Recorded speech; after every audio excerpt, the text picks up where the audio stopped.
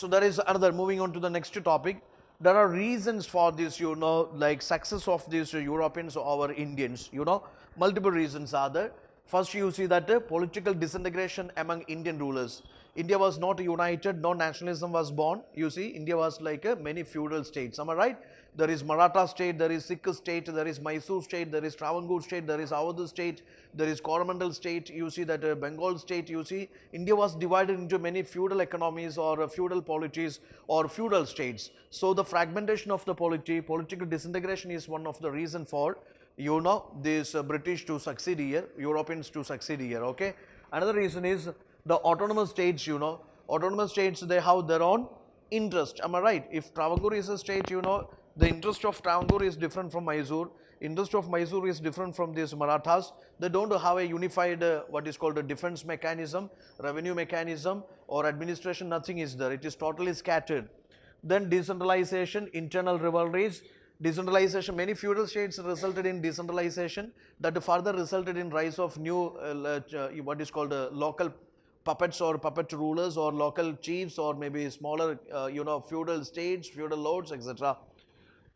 Then see, another reason is internal rivalries among these Indian states and modernism versus medievalism. So when the Europeans arrived, especially British, you see that they were advanced with or they were guided by this Renaissance or scientific technological innovations and inventions, etc. They are much advanced in their technology, their warfare, their medicine, or maybe their tools, etc. But that time India was under medievalism. We have seen that we had a backward looking outlook, or maybe what is called orthodox character or unscientific outlook, or maybe lack of importance given to that scientific innovations, technological innovations, lack of education. So we are mostly in the medievalism and they are guided by modern features. So that this was also a conflict between modernism and this medievalism. That also given advantage to these Europeans. Then see, because their Renaissance already happened, many advancement already happened. Even their navigation, their technologies, or maybe their warfare, many advancement already happened, so that further facilitated easier penetration to Indian soil. Then commercial monopoly, no sense of nationalism among Indian rulers. These are some important points. Please try to understand what are factors leading to colonization or factors leading to the success of the colonial power in Indian soil. These are the factors. You noticed at least this much points, this much key points you have to bring into your answer. Also the way there are many European companies arrived here, but we know that there is a British East India Company only become successful. Am I right? There is Portuguese, there is British, or there is Dutch, British, and the French. They arrived, but only this British become successful. Why you think this British become successful? Or what are reasons of the French failure in India and British success in India? The fact is, you simply look into the fact, French, it was dependent over this, French monarch or French state. And you see that most of the shares bought by the monarch himself. The French East India Company, it has to, function according to the will of or according to this interest of the French monarch. Then see, Pondicherry was the only, main center of the French East India Company in India. It was not that much resourceful, am I right? Then you see that political ambitions of this French East India Company more or less is governed by, or it is driven by the political continental, wars and political ambition and aspirations of the French monarch. Okay, on the other side, British East India Company purely focused on this, commercial monopoly of the East. Okay, then see, further we have seen that this French East India Company, even though it had some, very efficient leaders, you could see that they're being recalled by this French monarch on critical situations. Am I right? So you see that yes, there are some number of Duplessis, Bussy, you see that number of officers, but they couldn't function in an autonomous way. You see that they were more or less under the French monarch. They had to act according to the will of this French monarch. That is also a failure. No appreciation, no superior navy, and laws of Bengal, all are leading to this failure of the French in Indian soil. On the other side, the British become successful. Look into the fact, yes, this British East India Company, this was a joint stock private trading concern, am I right? many influential people in the British House of Commons, they are shareholders here. So it had a full freedom to make a profitable trade here. Am I right? Full support from this like British Parliament or from the Britain. It was an autonomous company. It was a joint stock trading concern, and you see that full freedom to function here, trade here. It had three strong bases against this single Pondicherry base of the French East India Company. British East India Company having three strong bases, that is Bengal, Madras and Bombay. Similar way, this company from the beginning, it focused on that commercial monopoly, not for political, aspirations. It later on it become its agenda, but the company, it stick on to its commercial monopoly. For protecting its commercial monopoly, it entered into Indian politics. Am I right? Then you see that capable leaders. You had many capable leaders. Could you suggest me some names? There we have seen there is Robert Clive. Yeah, there is Dufferin, there is Dalhousie, there is Cornwallis, there is Wellesley's. There are so many leaders. So it had many capable leaders. Then superiority of their naval power, superiority of their army, one of the most trained, well-trained army in the entire world. Am I right? So you see that these are some advantages of the British East India Company over the French East India Company. Am I right? Just to have an idea. They can ask a question like why this British become successful here, why other Europeans couldn't succeed. Many of these points you can incorporate there. Or there can be a direct question like this, why this British East India Company, French East India Company, even though they were powerful, resourceful and financially sound, why you think that this British East India Company, having an edge over the French East India Company, or why eventually French, got terminated and British become the ultimate, like what is called entity, commercial, later on political entity, how it transformed into that. So in that scenario also you can use these points. Then colonialism, its impact. If the question is on the impact of the colonialism on India's various aspects, like social aspects, cultural aspects, religious aspects, economic aspects, education aspects, different aspects, Here in, see in general, colonialism, how it impacted. Few points are there. Colonialism, how it impacted India. India become, a supplier and a buyer. Once it was the next exporter. It was exporter of the spices and this, spices, cotton, etc., food items, etc. to the world. Now it become supplier of raw materials, buyer of this, British goods. Buyer of the British goods. Okay. So you see that, our economy got, enslaved, I would say. Enslaved to British economy. Okay. It become mostly a buyer market. Am I right? Then see there is commercialization. What is commercialization? Commercialization of agriculture. Indian farmers are forced to cultivate cash crops which is high in demand in the European markets. Instead of the food crops, we are forced to cultivate cash crops, and eventually it is leading to this rural indebtedness and this poverty and starvation. Am I right, Anusri? Am I right? Commercialization of agriculture. Then see there is deindustrialization. What is deindustrialization?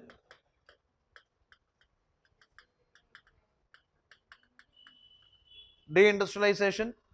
There is systematic decline of this, Indian industries, handicraft industries, cottage industries, because of the one-way free trade and because of, full support to these European manufacturers and merchants. And they were offered with this, like what is called abolition of this, what is called customs duties and free markets, etc. But on the other side, Indian artisans, manufacturers, they were supposed to pay the customs duties, and their entry into European markets are restricted, and there are higher exported taxes over Indian goods and all. Okay, so you see that anyway, because of that one-way free trade policy, there is deindustrialization and decline of Indian traditional industries. Okay, that is again you can notice.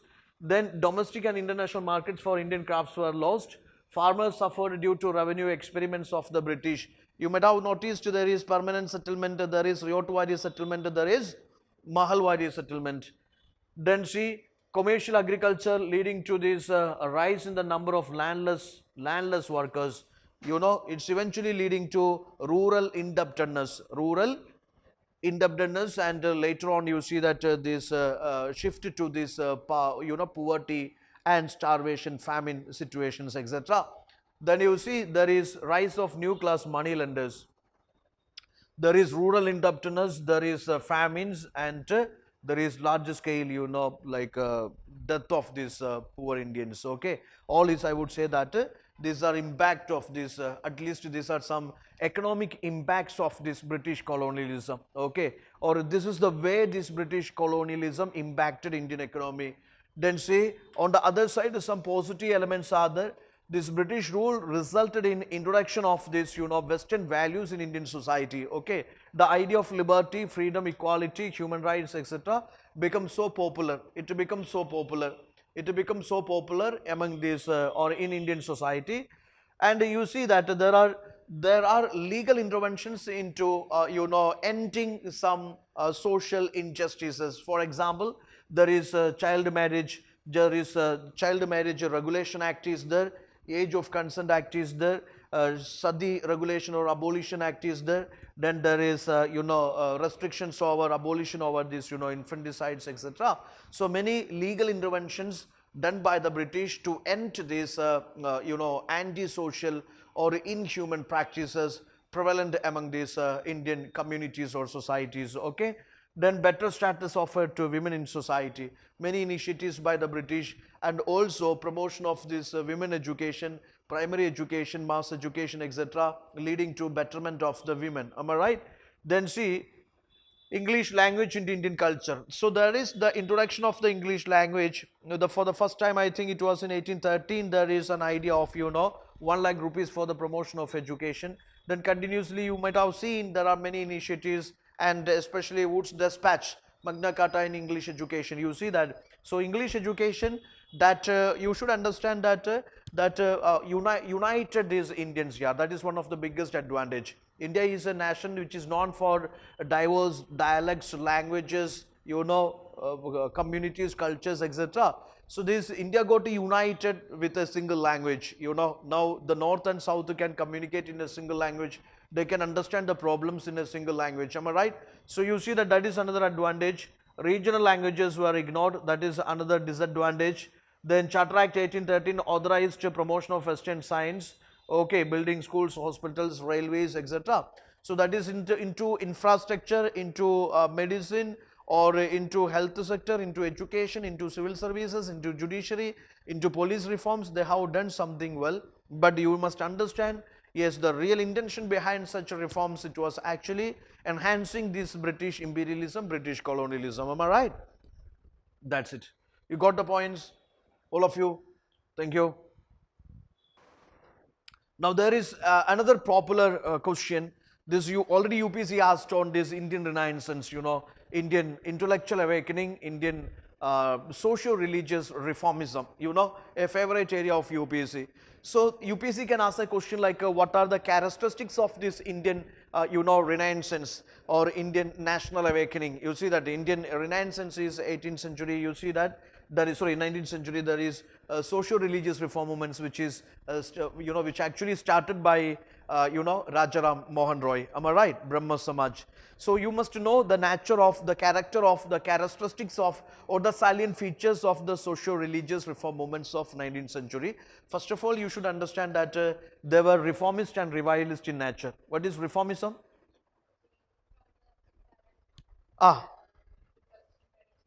Reformist, yes, they are characterized by scientific temper, rational, liberal, modern outlook, and you could see that they are, they are ready to embrace these Western ideas, values, or maybe features, etc.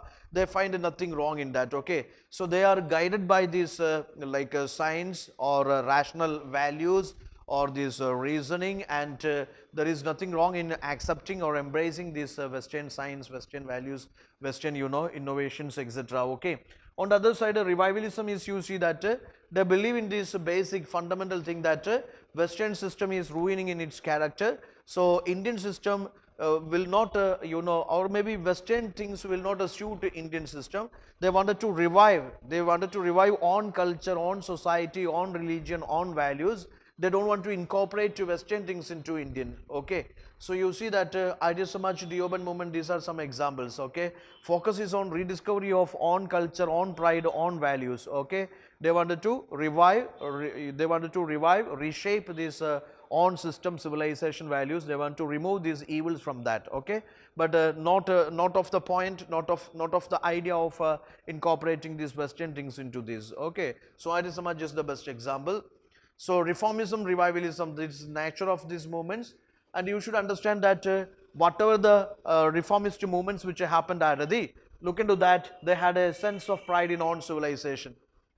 All socio-religious or cultural reformist movements which happened, revivalist movements which happened here, they all had a pride in on civilization, all had a pride in on civilization. Then you could see that their fight was against inhuman practices, superstitious beliefs, etc. Okay, so they focused on these social reforms. Okay, they focused on these social reforms. They focused on this humanism. Okay, they focused on this social equality. Okay, they focused on fighting these social evils, etc. Okay, then see, they were religious in character. Most of these reformist movements which happened among this Hindu society, Muslim society, Sikh Parsi, etc., you see that it was religious in character, because the reformers, they realized, first of all, you have to correct your religion, then only the society will be, because these are, interconnected. Okay, the religion is, guiding principle for society. So correct your religion, then your society will be corrected. So religious in character, and it happened among all the communities of this Indian population. That is another feature. Okay, then see, abolition of this caste and abolition of untouchability, they are central to most of the socio-religious reform movements. Either abolition or maybe correction of the caste and abolition of the untouchability, central to these many of these socio-religious reform movements. Also they focused on this, women empowerment. Have you seen this? Women empowerment. You see, women empowerment was central to it, and promotion of education is central to it. Promotion of education is central to it. Okay, upliftment of this, depressed is central to it. Okay, reformist and revivalist in character.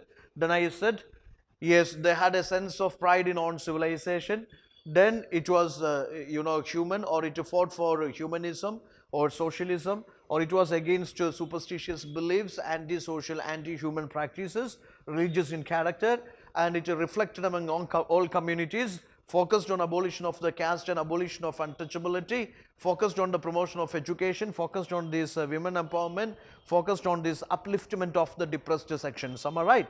You can just enlist the examples, that is Brahma Samaj is there, Arya Samaj is there, Prarthana Samaj is there, there is Aligarh movement is there, Theosophical Society, you see that there are lots of movements, which are focused on these aspects, okay. Even that Young Bengal movement, Henry Vivian Derosio, okay.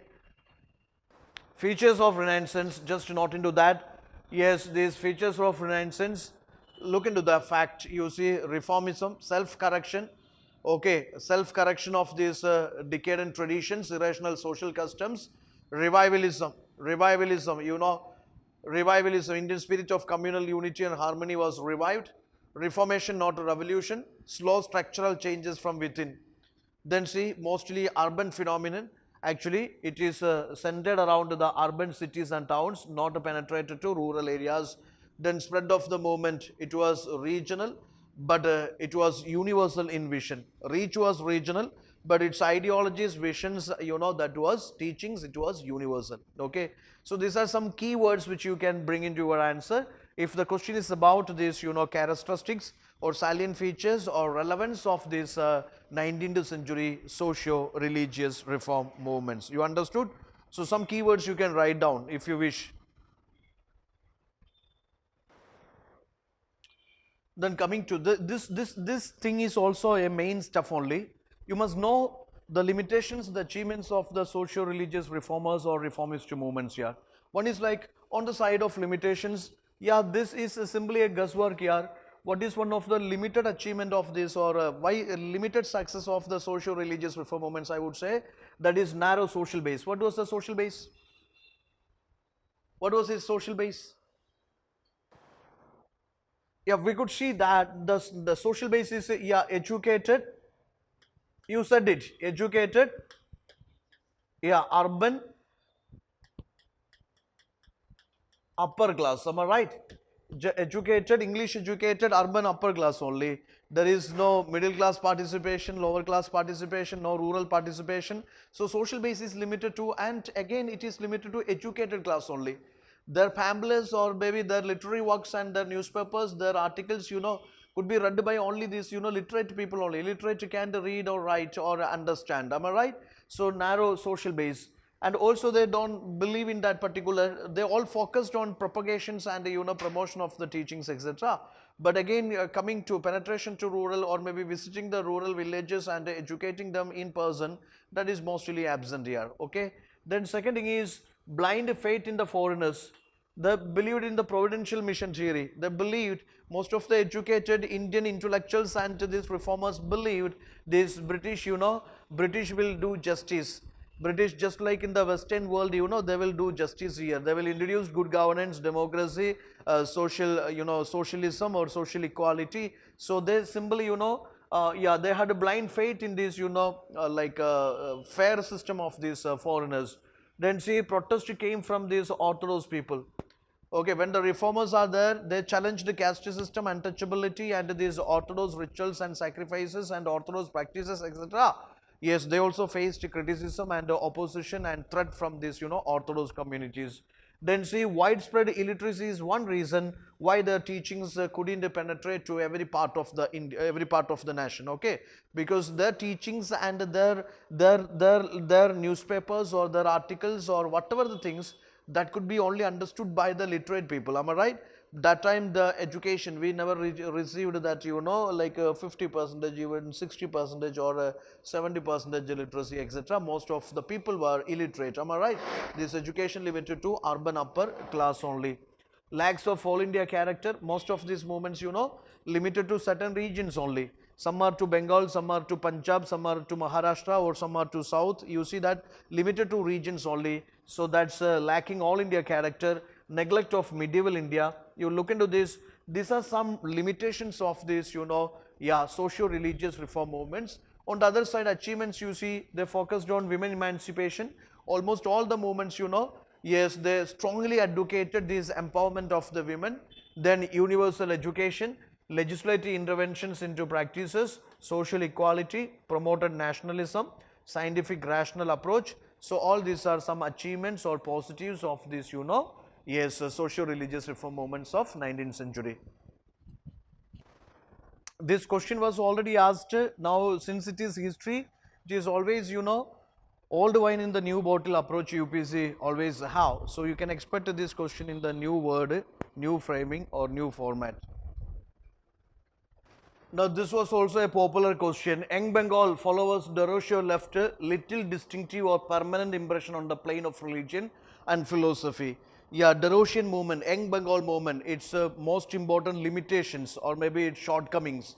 You see that, yes, one of the shortcomings is you try to understand they had a total faith in British. The Russians had we have seen one of the major reasons for their failure is, what was that? It was too radical. Even the reformers couldn't understand, couldn't accept. Am I right? So similar way, they had a total faith in the British system and in English education, and also you see they were too radical in their reformist approach also. They professed atheism was too radical for masses. Okay, their professed atheism was too radical. Even today also, atheists, I don't think that they have that much acceptance in the society. They are minorities still, because majority population still have that faith and concepts, etc. Then see, because of their limited and shaky ideologies, movement was never able to fully capture the public attention. Social conditions not at ripe for their ideas to flourish, and did not take up peasants' cause. Yes, another reason for their failure is they did not take up peasants' cause. Okay, failed to gather support from other Bengali literate or academics. Okay, Surendra Banerjee, famous leader of the nationalist movement, described the Rosians, the pioneers of the modern civilization of Bengal, conscript fathers of this our race, whose virtues will excite veneration and whose failings will be treated with a generalistic consideration. So that can be an ending note here. That can be something. The question is about the limitations or failures or shortcomings of the Derosians. We have to talk about the limitations, failures, etc. But coming to the conclusion, this point you can add, that quote you can add. Okay. So that will fetch you at least a half a mark extra. So focus on these various limitations of the Daroshians and the comment made by Surendranath Banerjee on Daroshians. Now coming to 1857 revolt, 1857 revolt, it's actually again, I would say that what all the questions comes to 1857 revolt, even though they ask with other phrasing and framing and what all things, central aspect, central idea can be the same, okay. So you must have an idea what was the nature of 1857 revolt, for which you can just follow these opinions made by different historians, You see, one say Sepoy mutiny, John Lawrence, John Lilly, they all say it is a Sepoy mutiny. Do you think it was Sepoy mutiny? Do you think 1857 revolt was actually a Sepoy mutiny? It was more than that, because you see that not only the Sepoy soldiers, you see the farmers, artisans, ruined zamindars or ruined rulers, you see that many participated. It's not just a Sepoy mutiny. Hindu-Muslim conspiracy, James Outram and Taylor says Hindu-Muslim, but there are few, silly evidences like there is distribution of the chapatis and all. With that, the single evidence we cannot say that there is a Hindu-Muslim organized conspiracy, nothing is there. Because even Hindu-Muslims, there are many Hindu-Muslims, they were part of the British also, or they were sided with the British also. So that is not, can be treated as a conspiracy. Conflict between civilization and barbarism, that is Holmes' reply. But you must understand that they treat themselves civilized and we are uncivilized. Do you think it is true? No. Then see racial war, War of Indian Independence, V.D. Savarkar, Ashok Mehta, partially national war and partially it is, Sepoy mutiny, Surendranath Sen and R.C. Majumdar, struggle against foreign feudal bondage, that is Marxist opinion. So just try to, in order to analyze the nature of 1857 revolt, it would be nice if you present these different viewpoints of the historians, okay. That is more valid and these keywords will fetch you more marks, okay. So have an idea what are the different opinions made by the historians regarding this character of the color of this 1857 revolt. This is end up note for you regarding 1857 revolt. They can ask different aspects on 1857 revolt, but coming to a conclusion, these points can be added. They can ask you about the failures of 1857 revolt, limitations of 1857 revolt, features of 1857 revolt, causes of 1857 revolt, anything. But coming to conclusion, these points will be highly valuable. These are highly helpful in order to conclude an answer with regard to 1857 revolt. It can be on causes or nature or character or limitations or achievements or maybe the consequences. But this is a good conclusion for 1857 revolt. It was anti-British, anti-imperialist struggle, religious harmony reflected, that is a statement made by Acheson. It addressed multiple issues, peasant or ruined zamindars, deposed rulers and Indian soldiers, and it reflected sacrifice and patriotism throughout this, revolt, okay. Some points which is highly relevant for, conclusion part. Then there is a possibility, there is a question possibility. We know that 1885 is significant in the history of India's national movement. Why? 1885 is significant in the history of India's national movement. Formation of INC, you know that, INC formation. Now regarding this INC formation or with regard to the foundation of INC, few theories are there. One is like there is a safety valve theory. So what is exactly safety valve theory?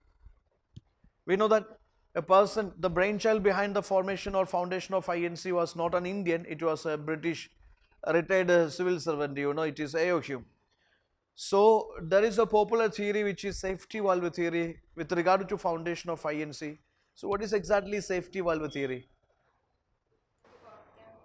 Okay. There is a popular, view like this that a growing discontent among these Indians. Am I right?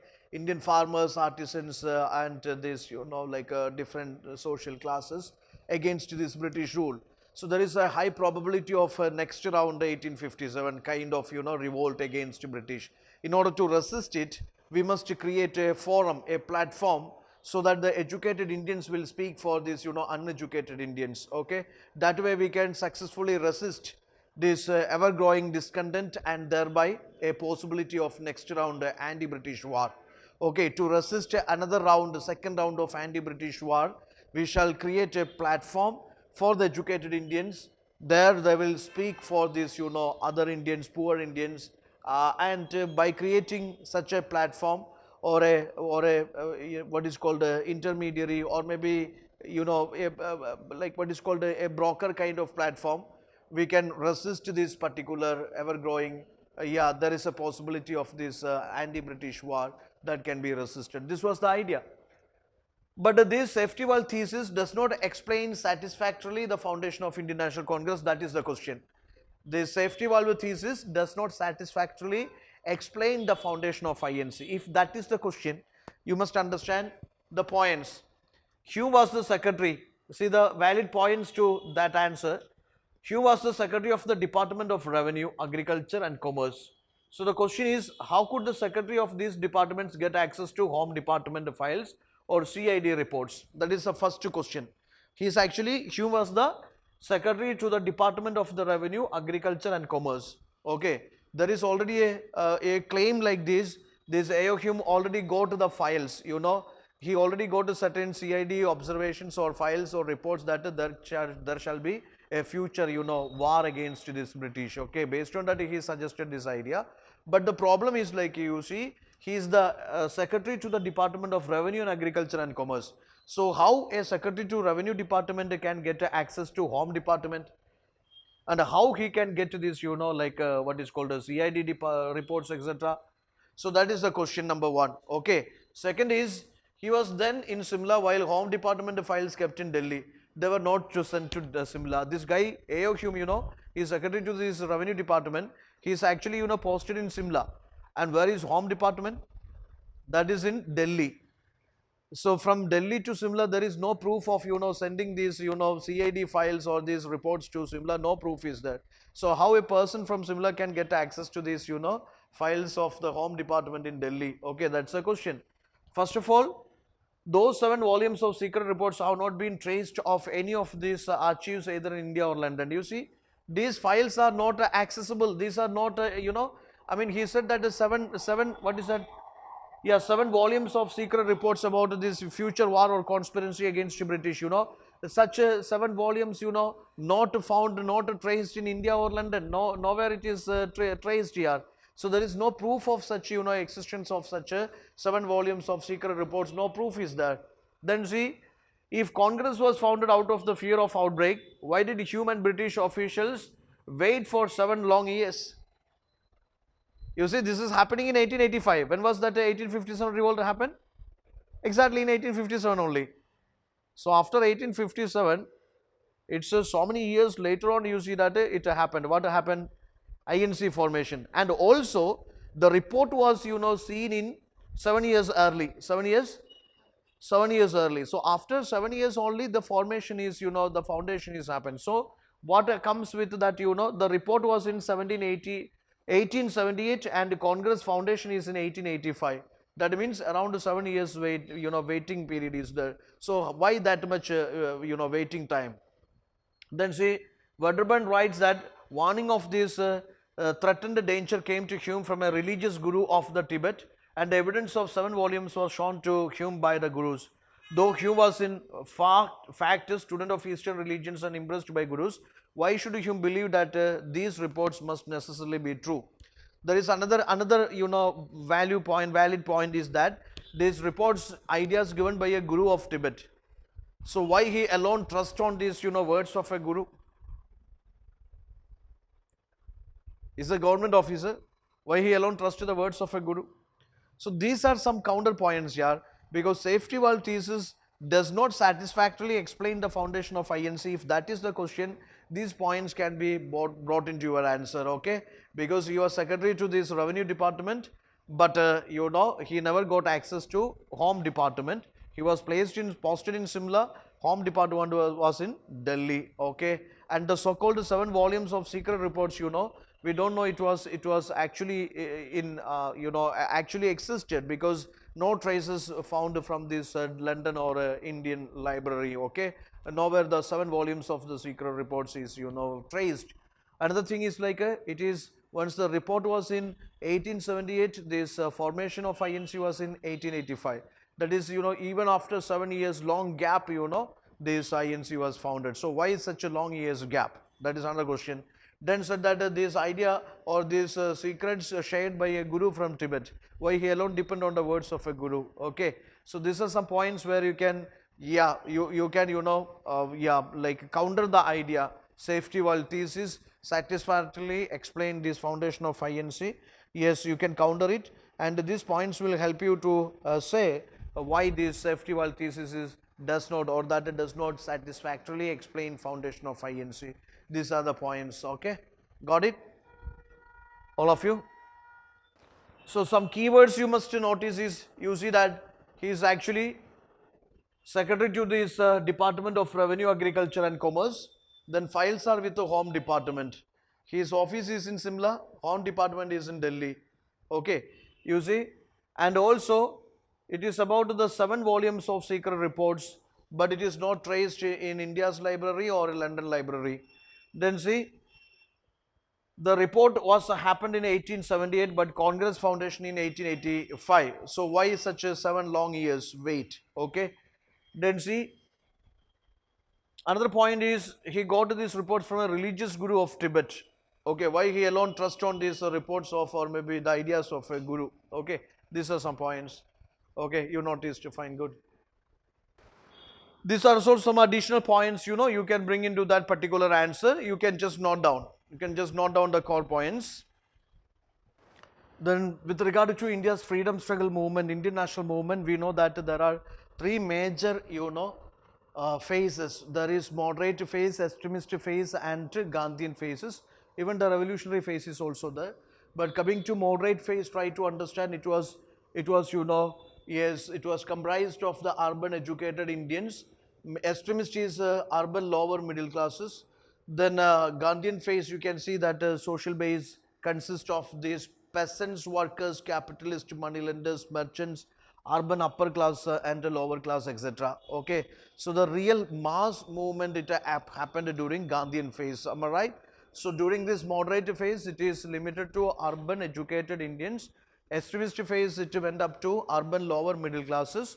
Gandhian phase, it social base consists of these farmers, workers, rural population, capitalists, moneylenders, merchants and urban population. Okay, so take care. Thank you. Then we know that with regard to moderate phase, you see moderates actually, they focused on piecemeal reforms. That means step by step reforms. They focused on piecemeal reforms, gradualism, loyalism. They had a secular thought and they had a belief in the British rule, and they believed British rule is providential, or they had a belief in the British providential theory. Okay, they have a divine role here. They came here for improvising Indians, etc. Then see, their methods were peaceful constitutional agitations. Whether they followed non-cooperation and passive resistance, non-cooperation boycott followed by moderates. No, later on the ideologies changed, but initially they had no focus on non-cooperation, boycott, etc. Their belief is constitutional agitation and alliance with association with the British. Am I right? Associating, cooperating with the British, they wanted to get more reservations and reforms, etc. Then petition, prayer, protest, annual sessions, and they used to press for this, awakening, or press for, educating these Indians. And moderates' biggest contribution is, yes, that is creating that economic nationalism. Am I right? Economic national, Dadabhai Nauroji, or there are lots of Subramania Iyer, M.G. Ranade, R.C. There are lots of people through their books and works, yes, they taught Indian population how India's economy is systematically drained out of India. Okay, so you see that these points are very much important. Then there are 2 methodologies they followed. One is there is arousing public opinions and forcing reforms. You see that these are 2 methodologies followed by the moderates: arousing public opinions and forcing reforms. Okay, take care. Yeah, there are some limitations of the moderates. This already, you got this question previously. UPSC already asked this question. So what are some limitations? Some limitations of this, limitations of these, moderates. Look into the limitations of the moderates. What are the limitations? Yeah, one side you see, they followed this triple P method, prayer, petition, protest method. That is not that much rewarding. That is one thing. No organized agitation. They simply focused on, they are representing the urban educated elite class only. So they not focused into mass mobilization, organization or agitation, anything like that. So no organized agitation. So much faith in this English political tradition. So they believed those Western things would be introduced in Indian soil also. That never happened. Okay. Then see, failed to realize the true nature of the British. Narrow social base. Narrow social base means you understood now. I mean, their participation limited to urban, upper, educated class only. Then see, no mass support, and also even bringing into that particular Hindu-Muslim combination, you could see that initially Congress consisted of, or maybe most of the members are from this Hindu community, and they are from the higher caste only. Lower caste representation was almost nil, and other non-Hindu participation was also very less. Okay, so that is also one problem. 48% Brahmins, rest is upper caste. Then see, no lower class participation. Factory reforms, actually it is not the INC's initiative. That is actually, you see that factory reforms were basically this Lancashire and this Manchester textile lobbies forced this, Indian government, Indian British government to initiate a factory reform so that it will reduce the profit of Indian factory owners. Okay, that is something. So this is to support Indian zamindars. There are some, what is called Assam tea gardens, or maybe Assam tea garden reforms, demanded by these Indian moderates. That is to support the interest of these Indian zamindars. Then you could see that, most of the demands got rejected, limited programs, and Dufferin, attacked this INC, saying it is microscopic minority of the people, okay, and it is not the actual representation of Indian politic. That way, you see that more attacks came from this, other orthodox sections, and also you see that this British tried to, suppress this by calling it a microscopic minority, etc. So look into that limitations of these moderates. Limitations of moderates. At the same time, you should understand they have some achievements also. Achievements, you see, the biggest achievement of these moderates is, you try to understand the biggest achievement. What is that? What is that? Economic critique of colonialism linked to this Indian poverty. Okay, they are the biggest economic critics of colonialism. They linked this, colonialism to Indian poverty. I mean, the causes of Indian poverty, starvation and famines, it is British colonial policies. Then the civil service reforms, you see the HSN Commission reforms, that is their effort. Indian Council Act reforms, their effort, we shall say. Then see Calcutta University Act, also to some extent it is their effort. Municipal Corporation Act. But you see, actual intention of these acts, it is to serve this imperial interest. Okay. Then see National Awakening, they contributed to National Awakening, then created a solid base for this future national agitation. Okay. Then they popularized the idea of liberty, democracy, representative institutions, etc. These are, we shall say, to some extent, these are some achievements, or maybe these are some, contributions of these moderates. Okay. Basic difference between moderates and extremists, I think we already done it. Just for your understanding and revision, just to see. Coming to these moderates, their social base was zamindars and upper middle classes. Their ideological inspiration is from Western liberal thoughts and this English history. They had belief in this England's providential mission theory. They believed in political connection with Britain, cooperation. They believed in loyalism, and they had limited middle class.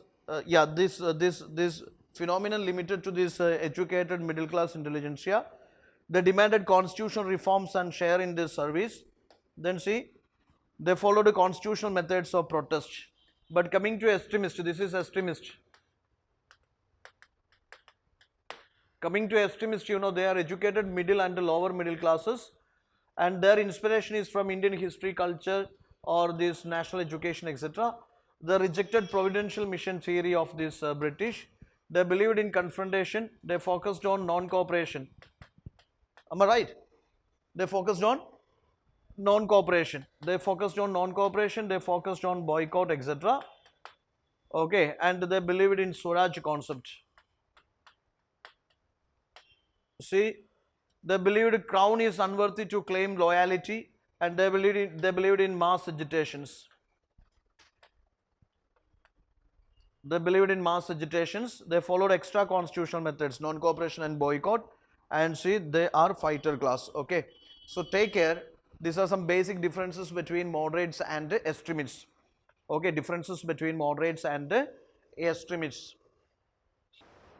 Now, extremists, their focused contributions, you see, they promoted the idea of non-cooperation to achieve your ends, in order to achieve your ends, your goals, or Swaraj, Swadeshi, etc., you see, focus on non-cooperation, passive resistance, mass agitation, self-reliance, and discipline of suffering. These are something you see that the virtues or the values incorporated into freedom struggle by the extremists. Then why the extremists failed? Extremists failed because class caste limitations, lack of common plan, central leadership, repressive reactions by the British, no mass support, lack of zamindar upper sympathy, organizational financial problems, apathy of Indian National Congress, and violence. These are the reasons why extremists, couldn't have that much, significant achievements, but still the role is very significant in India's freedom struggle. Okay, so these are limitations of the extremists. Limitations of the extremists. Lack of zamindar support or upper sympathy, or organizational defects, financial problems. Then you see that indifferent attitude of these moderates. A little less support from the moderate faction. Then this violence, no mass support. To some extent we shall say that because they followed the method of non-cooperation and this boycott, obviously there can be chances of violence. Okay.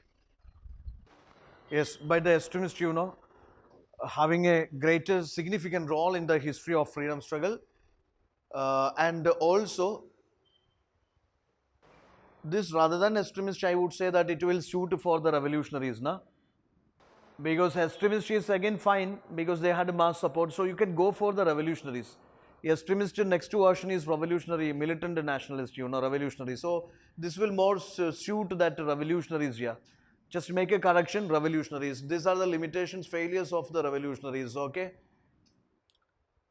And why they are significant? Revolutionaries are significant because internationalized India's freedom struggle. Okay, and you see that the courage and self-sacrifice is reflected. Socialism or this communism is reflected, and the terrorized colonial might, so to some extent, because revolutionaries were target of the British and they were publicly hanged to death, or maybe they were, you see that. So one revolutionaries, even though they know that they have to face the wrath of the British, they have to face the serious consequences, they were courageous enough, bold enough to face the consequences, so they internationalized this courage, self-sacrifice. They internationalized India's freedom struggle. In abroad also they worked for India's freedom. Am I right? Ghadar party, you remember Ghadar movement? So you see, internationalized India's freedom struggle, and they reflected courage and self-sacrifice, promoted socialism, communism, and again you see they terrorized the colonial might. To some extent, these are some achievements, or these are some significance of the revolutionaries in the India's freedom struggle. This can be brought into conclusion part. If the question is about these revolutionaries, this can be brought into the conclusion part. Coming to Nehruvian socialism, some basic key concepts of his socialism, you see: democratic socialism, mixed economy, science and technology, or a socialist, or a socialism which is based on, or a socialist society based on science and technology, or giving importance to science and technology, priority to planning, agrarian reforms, systematic industrialization, stage by stage industrialization. All these are some, yes, these are some ingredients of this Nehruvian socialism, or maybe some important elements of Nehruvian socialism. Just note down these key points, has to be there in your answer, so please note down. Democratic socialism, mixed economy, science and technology, socialism giving utmost importance to modern science and technology, priority to planning, agrarian reforms and industrialization. All are central to Nehruvian socialism. Nehruvian socialism. regarding this particular significance of Quit India, you know that. Quit India movement, you know, it was spontaneous rising of people, it was a spontaneous movement. And see, violence and non-violence, it is a mixture of the violence and the non-violence. Leader is Gandhiji, but unfortunately he was in the jail, you know. So it was violence and violence and non-violence, you know, mixed up here. Spontaneous movement. Demand for independence on immediate agenda. It is not for reservation representation. It is not for share of the power, etc. The demand is, you know, independence, you know, placed on the immediate agenda. Bravery is reflected. Total sacrifice is reflected. No communal riots. So I would say that these are some points, you know, which will say the significance of Quit India. Quit India is spontaneous. The word is spontaneous. It was because all leaders in a single ship, they are arrested and put in the jail. Am I right? So it was spontaneous. Yes, it was characterized by violent and non-violent agitations. Then there is a demand for independence and it is placed on the immediate agenda of the Congress. Bravery is reflected, total sacrifice is reflected, no communal riots, no communal riots. These are some, yes, this is evaluation or these are some features of this, you know, Quit India.